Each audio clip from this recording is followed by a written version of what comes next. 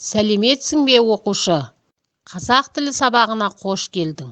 Бүгінгі сабағымыздың тақырыбы зат есім. Бүгінгі сабақта үйренетінің тыңдалған мәтін бойынша қойылған сұрақтарға жауап беріп, мәтінде жалпы не туралы айтылатынын түсінесің. Сөйлемнен зат есімді тауып, олардың түрлерін ажырата аласың. Балалар, бүгінгі сабағымызды жақсы көңіл күймен бастайық. 1, 2, 3. Жымиямыз сәл күліп. Біз тілейміз сәттілік. Қайырлы күн, күнім далам орманым. Қайырлы күн, гүлім құсым көлдерім.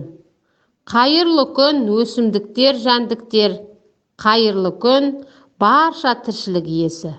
Сендер суретшісіңдер әдісі. Суретті салайық, көздеріңді жұмыңдар. Әр мезгілдің өзіне тән ерекшелігі бар. Қыс мезгілі өзінің аппақ қарымен, сықырлаған аязымен, көк айдын мұзымен ерекше.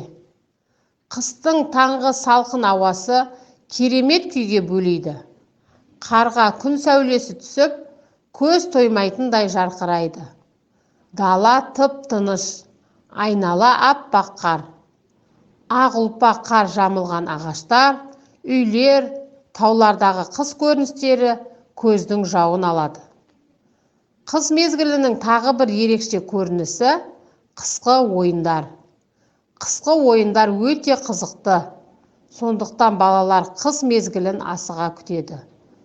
Бірі шанамен сырғанап, бірі аққала жасап, бірі қар астында ойнаған балалардың көңілді жүздері мен дауыстары ерекше көңіл күй сыйлайды. Қандай суретті бейнеледік? Дұрыс, қыс мезгілі. Қар, ойын, шана, аққала. Балалар қандай сұрақтарға жауап береді? Бұл сөздерді қай сөз табына жатқызуға болады?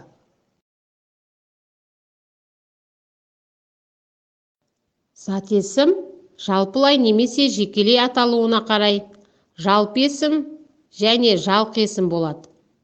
Мысалы, жалпы есімге қала, өзен, тау, кітап, кісі жатады.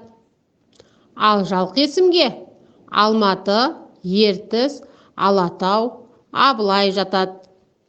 Кестеге мұқият қарап шық. Зат есім туралы толық мәлімет алу үшін келесі бейнебаянға назар аудар. Ай мектеп.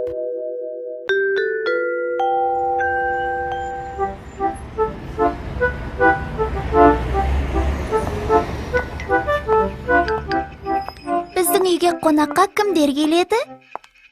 Бауыржан ағамыз бен Салтанат тәтеміз келеді. Ал не аламыз? Әртүрлі заттар аламыз. Әртүрлі заттар емес қой бұл. Енді не?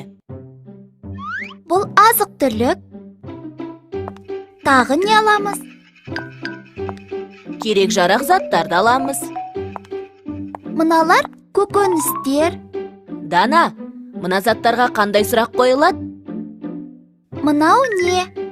Мыналар нелер? Не, нелер, кім, кімдер деген сұрақтар қойылатын сөздер заттың атын білдіреді. Түсінікті ме? Түсінікті. Онда Бауыржан, Салтанат деген сөздер кім деген сұраққа жауап бере ме? Иә, олар адамның есімдері. Бауыржан ағам дәрігер, ал Салтанат тәтем кім? Салтанат тәтең мұғалім. Мұғалім, дәрігер, аға, тәте сөздері де заттың атын білдіретін сөздер ғой. Иә, адамға қатысты сөздерге кім, кімдер деген сұрақтар қойылады. Кім? Дәрігер. Кім? Салтанат. Кім? Бауыржан. Дұрыс. Ал заттар мен жануарларға қатысты сөздерге не, нелер деген сұрақтар қойылады. Не? Сүт. Не? Үй. Не? Күшік. Дана, тездетейік, қонақтар келеді. Кімдер? Қонақтар. Оқушылар, 9-шы жаттығу. Мәтіндерді оқып, өзара салыстыр. Бұл жерде екі мәтін берілген. Құмға салған сурет және суретші ата. Балалар, бұл тапсырмада мәтіндердің ұқсастығы неде, айырмашылығы қандай? Сонымен қоса кестені толтырамыз.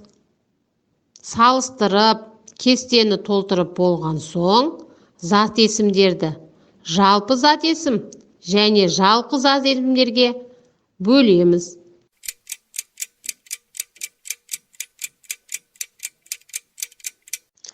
Жарайсыңдар, балалар.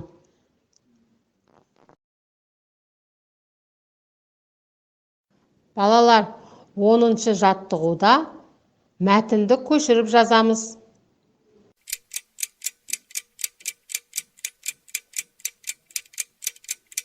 Жарайсыңдар, балалар. Оқушылар, зат есімнің жалқы және жалпы есім, жекеше және көпше түрі бар. Осыған байланысты кестені толтырып көрейікші.